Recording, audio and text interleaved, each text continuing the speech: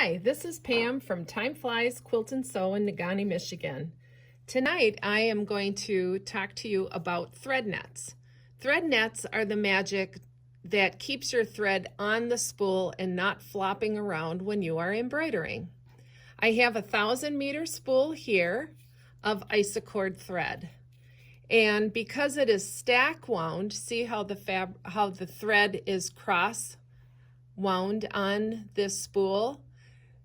When you have cross wound thread, you want to mount it on your horizontal spindle of your machine. I'm sewing on a 790, so I will choose the spindle that's on the back of the machine. So in order to put on a thread net, you simply push it up inside of the spool like this.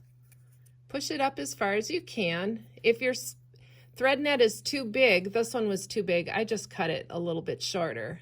So you want plenty of the thread net to go inside of the spool, and then when you pull it out like this, it is going to keep the thread from falling off of the spool. It'll be more of a direct line going towards your threading of the machine.